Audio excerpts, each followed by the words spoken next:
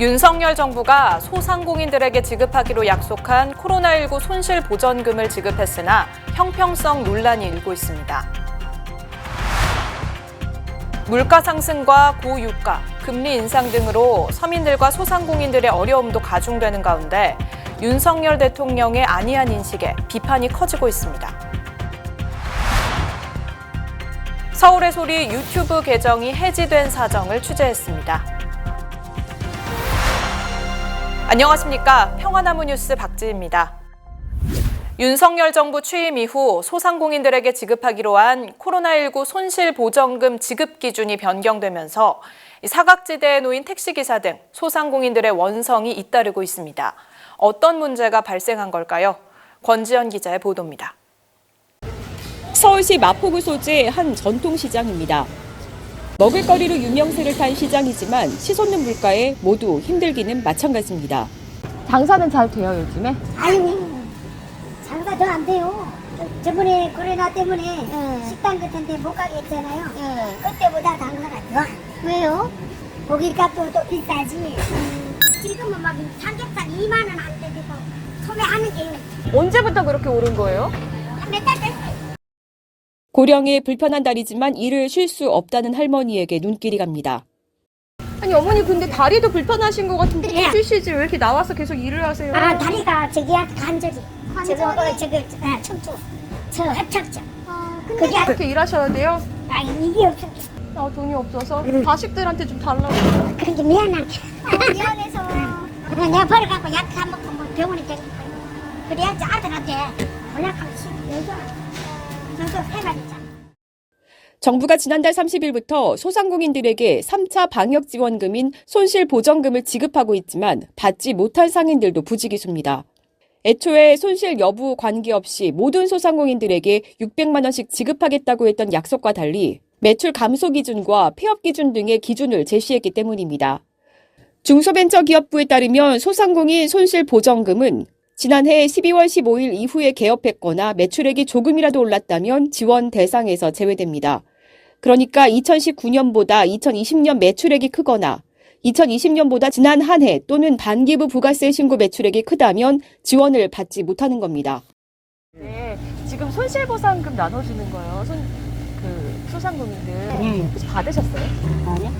왜요? 며칠이. 저희가 뭐 그만해서 못 받았어요. 아, 그만해서? 네. 아, 그래요? 근데 장사 잘 되시나 보죠? 잘 되는 게 아니라 예전에 이게 재래시장이니까 현금 매출이 좀 있었는데 이게 없어지고 카드 매출이 다 넘어가니까. 아, 그래서 실질 매출은 줄었는데 카드 매출이 늘어나니까. 대형마트 들어오나 봐요? 뭐 터져 있다고? 네, 저 월드컵 저기. 이거 들어오면 제일 직격탄 받으시는 게 사장님 탓이 아니에요? 그러겠죠? 마트들이? 그래서 고민이 많으시겠다. 그래서 지금 고민 중이에요. 정리를 해야 되나 말이야. 망원시장이 되게 잘 되는 시장이잖아요. 잘 돼도 월세가 만만치 않잖아요. 여기도? 얼마인데요? 저희가 700이에요. 그거 어떻게 감당하세요? 그러니까 건물주들이 껐떡을 안 해요. 여기는 더 올려요. 아저씨 한참 아이들 크고 있을 때. 근데 대학생들이에요. 택시업계도 불만이 많습니다. 코로나19로 어려움이 극에 달했고 업계를 떠난 택시기사도 많은 상황에서 노동 강도만큼 돌아오는 수익은 변변치 않다고 하소연했습니다. 형평성 없는 게 많이 보는 사람이 그날따라 현금만 많이 들어온 거. 그 사람도 나왔어. 저 사람들은 조금 벌면서 현금보다는 카드가 좀 더 들어왔어. 조금 벌었는데 한 절반에서 나오면은 억울함이 없다 이거지. 10원, 20원 올랐다고 10원 한 장 안 나온다고. 아니 설마 10원이 10원이겠어요? 차이가 많은 거 아니에요? 아니. 코로나 때문에 그러니까 손님이 적으면 일하는 시간을 늘리셨을 수도 있죠. 돈을 벌기까지 일을 뭐 몇 시간 했는지 이런 것도 봐야 되는 거 아니에요? 그건 아니야. 무조건 매출만 따지니까. 그럼 실상 택시기사님 중에서 못 받으신 분 많겠네요. 맞죠. 그래도 반발이 지금 심하고 있는데 일조로 다 줬으면 더 좋았지. 신청을 해서 했는데 다 했어요 지금. 네. 안 나왔어요. 준다고 해서 기대하셨을 텐데. 그렇지. 요즘 택시 기사님들 너무 힘들어 하시던데요? 손님이 없죠, 손님이. 경기가 안 좋아서 물가는 자꾸 올라가고 네, 코로나 때문에 택시를 그만둔 분들이 많다고 그러시더라고요. 너무 많지. 낙탁대로 가지 배달로 가지. 배달로? 아, 젊은 사람들 나이가 지금 80이네. 손주 보고 이렇게 좀 즐기셔야 될 거 아니에요, 이제? 여행도 좀 다니시고? 여유가 없잖아. 애들 셋, 딸 하나, 아들 둘인데 그거 가르치고 주거 해주고 그런 게 없잖아. 리터들이에요. 그렇구나. 나는. 근데 택시 이거 사실은 뭐 명절 때 같은데 잠깐 운전 오래 해도 진짜 피곤하거든요, 아저씨. 진짜 몸 괜찮으세요? 일하는 시간은 10시간 정도. 10시간. 많이 하면 11시간. 대통령만 워라밸 하지 말고 택시기사들도 워라밸 해야 될 것 같아요, 그쵸? 그렇지. 이런 가운데 손실보전금 사각지대에 놓인 소상공인연합회 회원들은 22일 서울 용산구 전쟁기념관 앞에서 집회를 열고 손실보전금 지급 기준 확대를 촉구하기도 했습니다. 국민과 소통하겠다며 청와대에도 들어가지 않은 윤석열 대통령입니다. 그러나 그 귀에 국민의 목소리가 얼마나 들릴지는 의문입니다. 평화나무 뉴스 권지연입니다. 치솟는 물가의 경제 고통 지수가 21년 만에 최고치를 기록했습니다. 지난 20일에는 코스피 지수가 1년 7개월 만에 2,400선이 깨지고 코스닥 지수 역시 760선으로 떨어져 2020년 7월 이후 최저치를 기록했습니다. 물가 상승과 고유가, 금리 인상 등으로 서민들과 소상공인들의 어려움도 가중되는 가운데 윤석열 대통령의 안일한 인식에 비판이 커지고 있습니다. 김준수 기자의 보도입니다. 최근 국제 원자재 가격이 오르면서 밀가루, 라면, 식용유 등 가공식품 상승률이 1년 전보다 7.6% 올랐습니다. 6월 셋째 주 기준으로 전국 휘발유와 경유 평균 가격도 2,080원 선을 돌파해 장을 보거나 외출하기 겁난다는 목소리가 나옵니다. 장 볼 때는 물가가 정말 많이 올랐다고 생각되는 게, 한 달 전에 두부를 샀을 때 두부가 1,000원이었는데, 한 달 지나고 나서 또 장을 볼 때 두부 가격을 보니까 3,000원으로 올랐더라고요. 그래서 그런 인상폭이 너무 커져서 사소한 식자재를 하나 사는데도 부담이 굉장히 커졌고, 그리고 막 요즘에 그 기름값이 엄청 올랐잖아요. 그래서 주말에 기름값 보려고 하니까 2,200원까지 하는 데도 있더라고요. 저희가 이제 그 기름값을 아끼려고 그 오일 그 신용카드를 쓰는데 그게 토요일에는 100원을 할인해주고 리터당 일요일에는 150원을 할인해줘요. 그 시간 차이가 이제 너무 큰 거예요. 기름값이 2,000원이 넘어버렸으니까. 그래서 기름이 없어도 그냥 차 안 쓰고 기다리고 있다가 일요일에 기름을 넣는 거죠. 고유가와 물가 상승, 금리 인상 등으로 경기 침체가 가시화되고 서민 경제에 빨간불이 켜진 상황, 각종 경제 지표도 부진을 면치 못하고 있습니다. 지난 20일에는 코스피 지수가 1년 7개월 만에 2,400선이 무너지는가 하면 지난달 경제고통지수는 21년 만에 최고치를 기록했습니다. 그런데도 정부는 민간기업에게서 해법을 찾겠다면서 법인세와 보유세 인하 등 규제 완화에만 골몰하는 모습입니다. 감세는 이제 소위 말해서 이제 기업도 특히 대기업 중심의 감세, 그리고 부자 감세가 또 한 축이고요. 그리고 이제 규제 완화.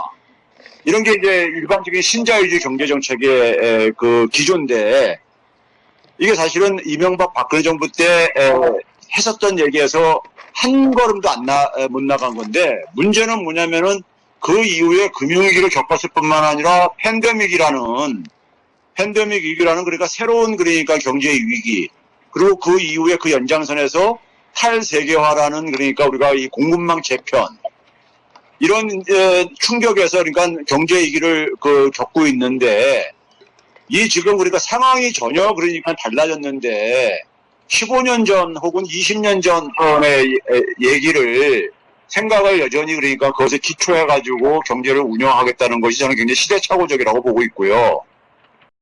게다가 경제 회복을 위해서는 국민이 자신감을 가져야 한다는 대통령의 안이한 인식도 도마 위에 올랐습니다.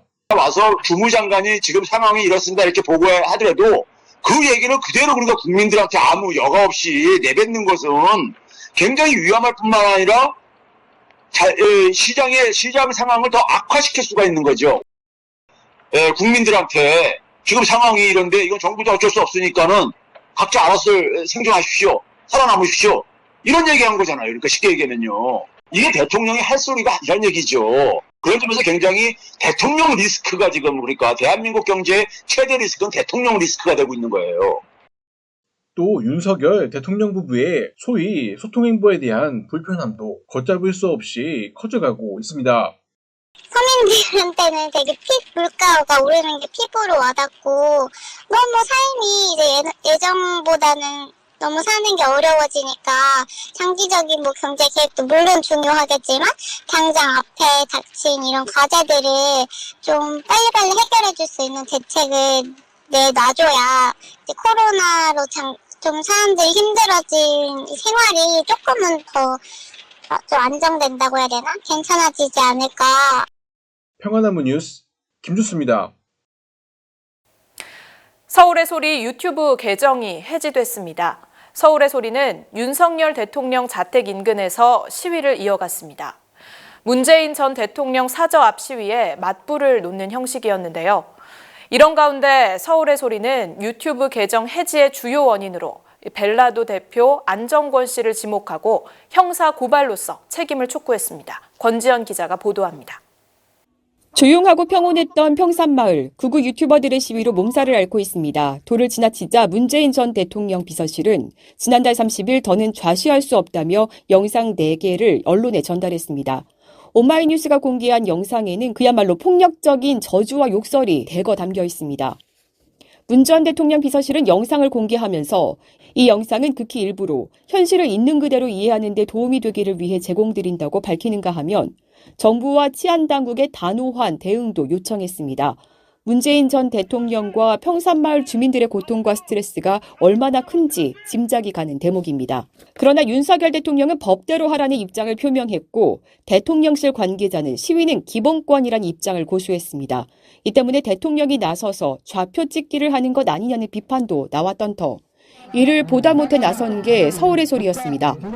윤석열 대통령의 자택이 있는 서초동 아크로비스타 앞에서 맞불 시위를 여는 형식을 취했던 서울의 소리. 이들은 집회 당시 오마이뉴스에 공개된 영상 중 일부를 현장에서 송출했습니다. 또 이 집회 현장은 서울의 소리 유튜브를 통해 생중계되기도 했습니다. 그런데 이후 유튜브 계정이 해지된 겁니다. 자신들은 오마이뉴스의 허가를 받고 방송한 것을 안모 씨가 자신의 저작권을 침해받았다고 허위 신고했고 이 같은 안 씨의 허위 신고가 영향을 미친 것으로 보인다는 게 서울의 소리 측의 입장입니다. 안정권 씨 때문이라고 지금 보시는 거죠? 안정권이가 했다고 여기 유튜브에서 메일이 왔습니다. 안정권이가 신고해서 저작권을 경고 2번 먹었다가 3번째는 아무런 연락도 없이 이제 삭제하고. 그러니까 내가 반론까지 다 해서 2주 기다리라고 이렇게 메일이 왔어요. 그럼 그쪽에서 뭐 바로 그렇게 또. 그러니까 난 유튜브가 이해가 안 되는 거예요. 구글은 우리가 무슨 항의하기 창고도 제대로 있지도 않고 중요한 능증 취재했는데 우리가 10,000개 넘거든요. 굉장히 이게 좀 역사적인 의미가 있는 영상도 있고 한데 복구 시켜봐야죠. 평화나무는 이와 관련 구글 코리아에 메일을 통해 질의한 상황. 아직 직접적인 답변은 받지 못했지만 구글 코리아가 미디어 오늘을 통해 내놓은 공식 답변은 저작권 침해로 인식해 삭제한 게 맞다는 겁니다. 한편 안 씨가 운영하는 주식회사 홈페이지에는 서울의 소리 유튜브를 곧 정지시키겠다는 의지를 표명한 내용도 게시되어 있습니다. 네, 안녕하세요. 저 평화나무의 권지연 기자라고 하는데요. 평화나무요? 네네. 안정권 대표님 통화를 좀 하고 싶은데요. 죄송하지만 저희 인터뷰 안 합니다. 서울의 소리 신고하신 거 관련해서 좀 여쭤볼 게 있어서 그런데 통화가 어려울까요? 저희 인터뷰 안 하고요. 그 유튜브 쪽에다가 확인하세요. 서울의 소리는 안 씨를 대상으로 고발장을 접수하고 구글 코리아 앞에서 집회도 열겠다는 방침입니다. 평화나무 뉴스 권지연입니다. 오늘 뉴스는 여기까지입니다. 시청해주신 여러분 고맙습니다.